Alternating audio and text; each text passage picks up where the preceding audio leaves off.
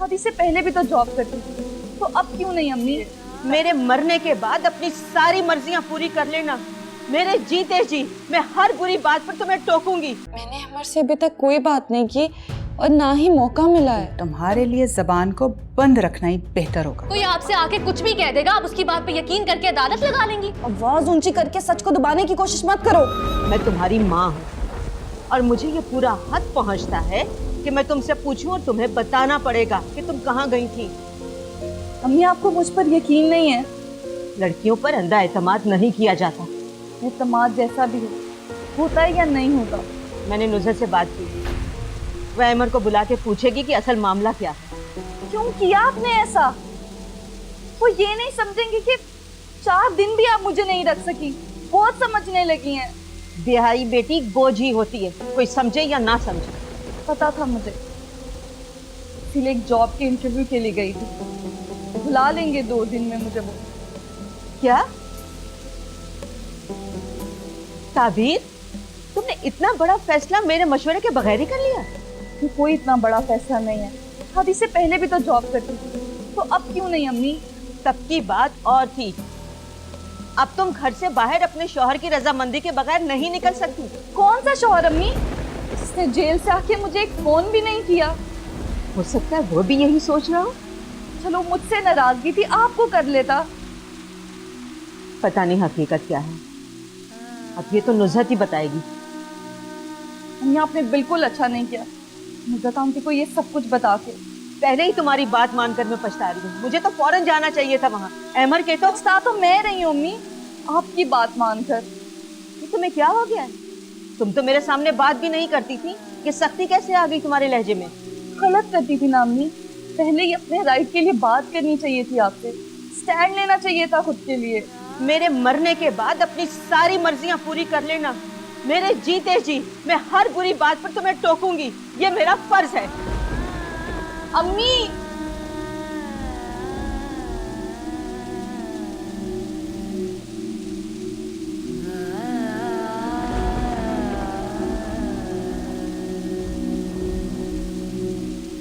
आहा, आज तो हमारी बन्नों को दूल्हा भाई लेने आ रहे हैं। मैं यहाँ बैठी बुरी लग रही हूँ?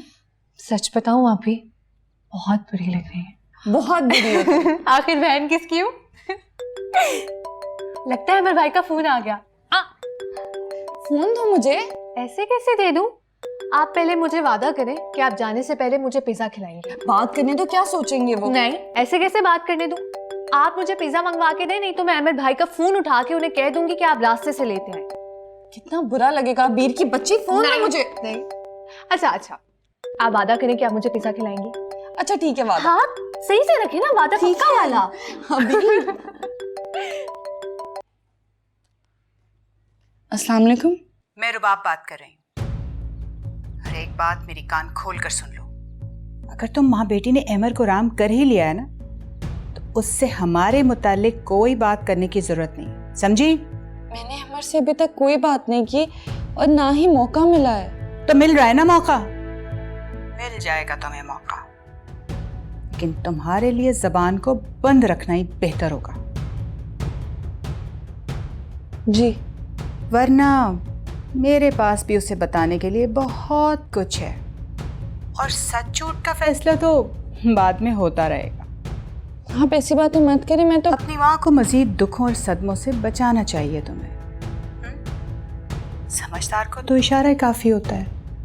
आंटी मेरी बात सुन। हेलो।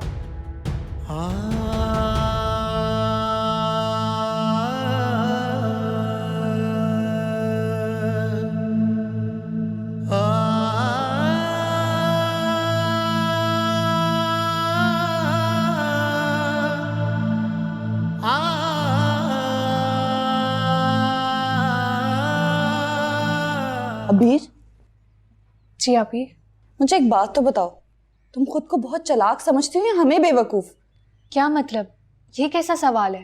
मैंने जवाब मांगा है, ये नहीं पूछा कि मेरा सवाल अच्छा है या बुरा।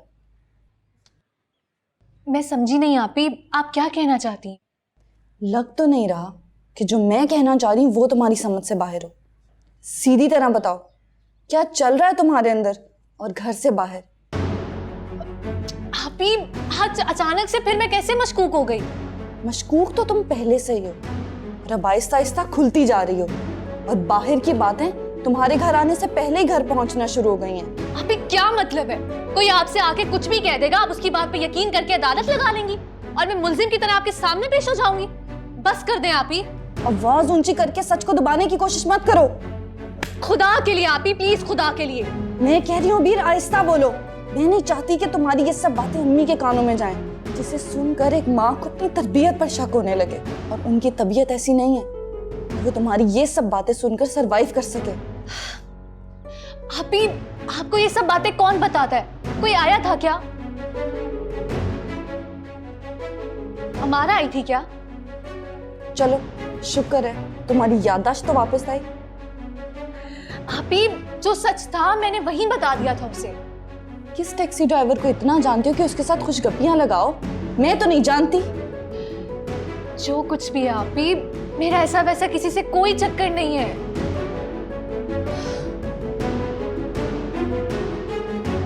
अबीर, देखो तुम मेरी छोटी बहन हो, तुम्हें समझाना मेरा फर्ज है। अगर वो लड़का तुम्हारे साथ सिंसियर है तो हम बात आगे बढ़ा सकते हैं।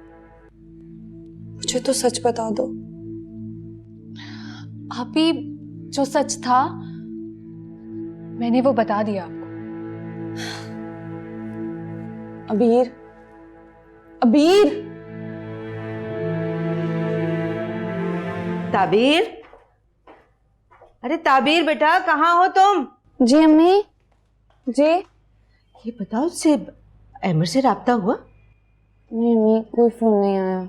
उसने नहीं किया तो तुम फोन कर लो, पता तो करो कहाँ रह गया। वो बिजी होंगे, इस तरह बार बार फोन करना अच्छा नहीं लगता। अरे बेटा, इसमें बुरा लगने की कौन सी बात है? सिंपली फोन करके पूछ लो कि वो कब आ रहा है और खाना यहाँ खाएगा कि नहीं। अच्छा। ये आजकल की लड़कियां भी ना बस। मुझसे नहीं होता। क्या सोचेंगे अहमद?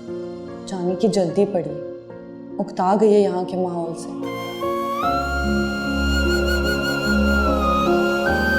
मैं बहुत परेशान हूँ नुसरत। आपने बताया ही नहीं मुझे पहले। कम से कम आप मुझे इन्फॉर्म तो करती। आप, अम्मी तो बस दिन रात परेशान ही रही हैं और मुझे भी ख्याल नहीं आया। बज़ाहिर देखने में कितनी अच्छी फैमिली लगती है। अबीर मुझे कुछ बता रही थी, लेकिन उन दिनों मैं एग्जाम्स की डेट शीट की टेंशन में थी। आपने अमर से बात की है? हाँ, वो ताबीर ने मना कर दिया था तो हमने ताबीर को बताए बगैर कॉल की थी, लेकिन उसने उठाई नहीं। आप फिक्र न करें, मैं बात करती हूँ उससे। आखिर मैंने ज़मानत ली थी। ये बात ताबीर को पता ना चले। आप बिल्कुल बेफिक्र रहें। आप आ जाएंगे ना? हाँ, कोशिश करूँगा। समझी नहीं। मुझे दिन में कुछ ज़रूरी काम है, रात को चक्कर लगाऊंगा। जैसे आपकी मर्जी। चलो, तुम आराम करो। अल्लाह हाफिज। अल्लाह हाफिज।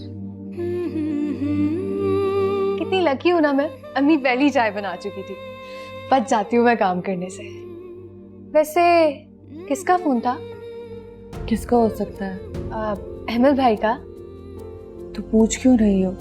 वैसे ही अजान भाई भी तो हो सकते हैं ना। अब आप चाय पिए ना, ठंडी हो रही है। लगे जिंदगी